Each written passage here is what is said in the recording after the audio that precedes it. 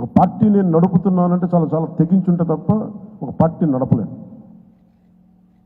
నేను కమిటెడ్గా ఉన్నానంటే నా వెనక ప్రతిరోజు చెప్తాను, సరదాగా చెప్పను. 24 గంటలు బతకడానికి నేను ఉంటాను, అంత మించి నా దగ్గర భవిష్యత్తు కూడా పెద్ద ఆలోచించను నేను.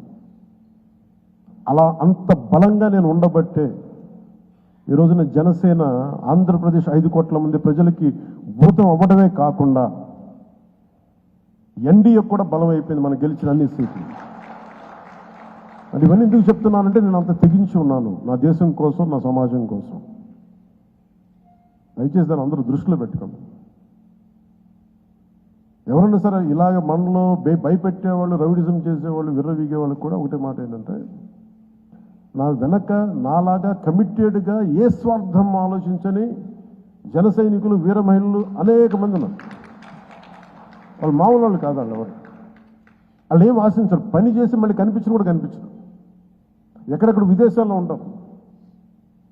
మనం వెళ్తే మన అంబానీ గారి మ్యారేజ్కి వెళ్తే జాతీయ జన ఆచితక్ అని వీళ్ళు ఇదే చెప్తారు, మీరు భారతదేశానికి మీరు చేసింది మామూలు కాదు,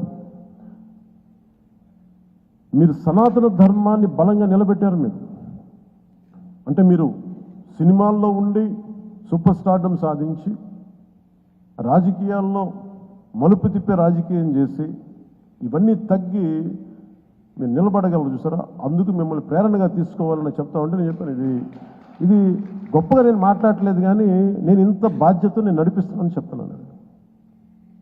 సో ఇలాంటి నాకు దయచేసి క్రమశిక్షణ రాహిత్యంతో దయచేసి నాకు తలపోట్లు తీసుకురాకండి. ఎందుకంటే నేను నా రక్తాన్ని కూడా పక్కన పెట్టేయగలను, గుర్తుపెట్టుకోను.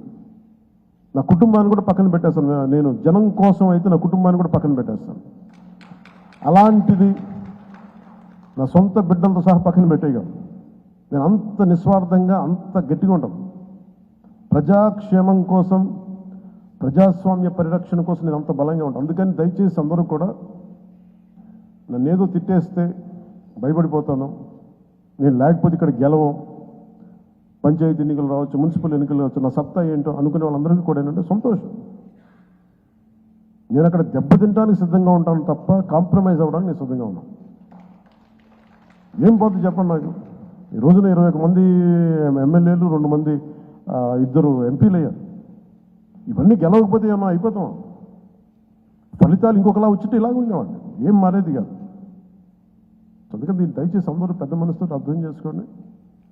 నాయకులందరికీ కూడా దయచేసి పదే పదే మీ కుటుంబంలో ఉండే మీ సహాయానికి, మీకు సహాయకారిగా ఉండటానికి నాకు అభ్యంతరం లేదు, కానీ వాళ్ళని భవిష్యత్తులో వాళ్ళే మా తరాల వారసులను చెప్పడం కొంచెం ఇబ్బందిగా ఉంది బయట.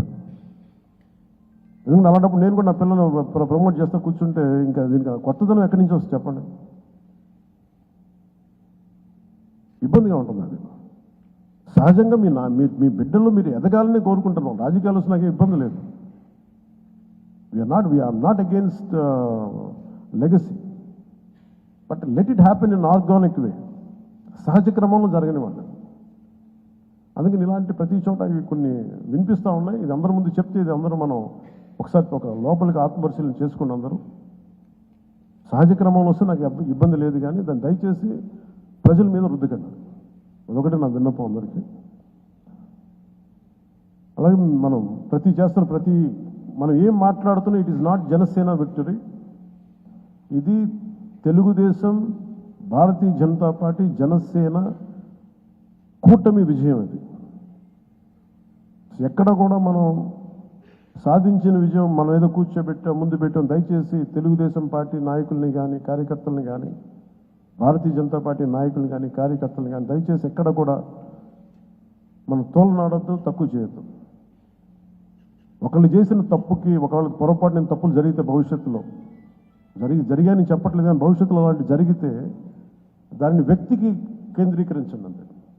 గబుక్కుని ఎవరో ఒక మాట అనేస్తారు, గబుక్కుని మన నాయకులు కూడా గబుక్కుని ఒకసారి ఒక మాట అంటే అది జనసేన అన్నట్టు కదా, సదరు వ్యక్తి అన్నట్టుగా. అలాంటి విధి విధానాలు ఏమంటే మనందరం కూర్చొని ఇబ్బందిగా ఉంటే కూర్చొని ఒక నిర్ణయం తీసుకుంటాం తప్ప వ్యక్తిగతంగా మీరు ఎవరిని కూడా దయచేసి కించపరిచేలాగా ఇవన్నీ చేయకండి. ఎందుకంటే చాలా పని ఉంది మనకి. 200 కోట్లు తేలైపోతున్నాయి ఈరోజు. పంచాయతీల్లో డబ్బులు లేవు, బ్లీచింగ్ పౌడర్కి డబ్బులు లేవు. ఈ మధ్యనే వరల్డ్ బ్యాంక్ వాళ్ళతో మాట్లాడుతూ ఉంటే వాళ్ళు ఒకటి మాట్లాడుతాం, మీరు కమిటెడ్ లీడర్షిప్ మీరు ఇవ్వండి, మేము మీకు డబ్బులు ఇచ్చే బాధ్యత మేము తీసుకుంటాం, మీరు పెట్టుబడులు ఇచ్చే బాధ్యత మేము చాలామంది చెప్తాం. గత ప్రభుత్వంలో మాకు ఆ నమ్మకం రాలేదు.